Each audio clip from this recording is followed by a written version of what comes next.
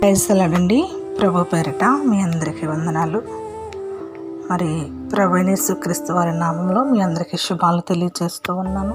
ఈ దినం దేవుని వాగ్దానం అనే కార్యక్రమానికి ప్రేమతో ఆహ్వానిస్తూ, మరి ఈ ఉదయకాల సమయంలో దేవుడు మనకు అనుగ్రహించిన మాటను పరిశుద్ధ గ్రంథంలోంచి జ్ఞాపకం చేసుకుందాం. కీర్తనల గ్రంథము 115వ కీర్తన భాగము 12వ వచనంలో, యెహోవా మమ్మల్ని మర్చిపోలేదు, ఆయన మమ్మల్ని ఆశీర్వదించును, ఆయన ఇశ్రాయేలీయులను ఆశీర్వదించును. ఆమేన్. మరి దేవుడు మనలను మర్చిపోయేవాడు కాదండి. మన పరిస్థితులు కొన్నిసార్లు మనం అనుకున్నట్టు మనకు జరగలేనప్పుడు, కొన్నిసార్లు మన జీవితకాలంలో కరువు, ఖడ్గము, అనారోగ్యము, లేకపోతే శత్రువులతో నిందలు, ఇతరితర పరిస్థితులు అనుభవించేటప్పుడు సాధారణంగా మనిషి దేవుడు నన్ను మర్చిపోయాడు అనుకుంటాడు. కానీ ఆయన మర్చిపోయేవాడు కాదండి. ప్రతికూలత పరిస్థితుల్లో కూడా అనుకూలతను కలగచేసేవాడు. అయితే ఆయన మర్చిపోయాడు అనుకునే దానికంటే కూడా మనము దేవుని పట్ల ఎలా ఉన్నాము, ఆయన చిత్తానుసారంగా బ్రతుకుతున్నామా లేదని మనకి మనం ఒక్కసారి జ్ఞాపకము చేసుకోవాలి. ఏమండి, ఆయన కునుకడు, నిద్రపోడు. ఆయన ఎవరిని కూడా శ్రమలకు అప్పగించడు.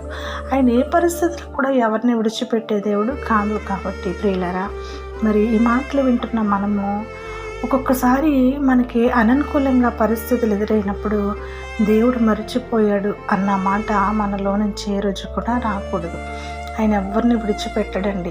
ఆయనకి కొన్నిసార్లు మనం ఏం చేస్తామంటే మన పరిస్థితుల్లో నుంచి ఆయనకి మరుగైపోతాము, లేకపోతే ఆయన దాటిపోయి వెళ్ళిపోవాలి. ఆయన చేతి నీడలో ఉండకుండా మన ఇష్టానుసారంగా బ్రతకాలనుకుంటున్నాం. అందుకనే విపరీతమైన పరిస్థితులు కొన్నిసార్లు మనలను వెంటాడుతున్నాయి. కాబట్టి ఆయన అయితే మర్చిపోయేవాడు, విడిచిపెట్టేవాడు కాదండి. ఆ వాక్యం సెలవిస్తూ ఉంది, నీ తల్లి తండ్రి నిన్ను విడిచిన యెహోవా నిన్ను చేరదీనని కీర్తన గ్రంథంలో ఉంటుందండి. కాబట్టి మనము జ్ఞాపకం చేసుకోవాలి, ఆయన ప్రేమ మారనిది, ఆయన కృప విడివనిది. కాబట్టి ఈ మాటలు వింటున్న మీరందరూ కూడా ఆయన కృపకు పాత్రలుగా ఉండాలని మీ అందరినీ కూడా నేను కోరుకుంటూ, ఈ ఉదయకాల సమయంలో చిన్న ప్రార్థన. తండ్రి నీకు స్తోత్రాలు. ఇదిగో ప్రభా, మరి యెహోవా మమ్మల్ని మర్చిపోయాను అన్న మాట నీ ప్రజల జీవితాల నుంచి తీసివేయాను. నువ్వు మర్చిపోతే మేము ఎలా ఉంటామని ఆయన లేదయ్యా, మీరు మర్చిపోరు, మీరు విడువరు, ఎడబాయరు, కంటికి రెప్పలా కాచే దేవుడు. కాబట్టి ప్రతి ఒక్కరి జీవితంలో బలమైన ఆలోచనలను, మంచి మనస్సును దాయించండి. వారు చేయు ప్రతి ప్రయత్నంలో వారి బ్రతుకు దీవెనకరంగా మార్చండి. వారి బలహీనులైతే స్వస్థపరచండి. వారు ఏ ఆర్థిక పరిస్థితిలో నలిగిపోయినా వారికి సర్వ సమృద్ధిని దాయిచ్చేయండి అయ్యా. వారి కుటుంబ జీవితంలో నెమ్మదినివ్వండి. వారి ఉద్యోగ వ్యాపార ప్రయత్నాలను దీవెనకరంగా మార్చండి నాయన. అద్భుతాలు చేయమని, ఆశీర్వదించమని, నీ కృపకు పాత్రలుగా ఎల్లవేళలా ఉంచమని యేసు నామములో ప్రార్థిస్తున్నాం తండ్రి.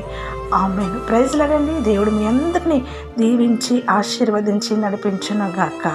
వందనాలండి.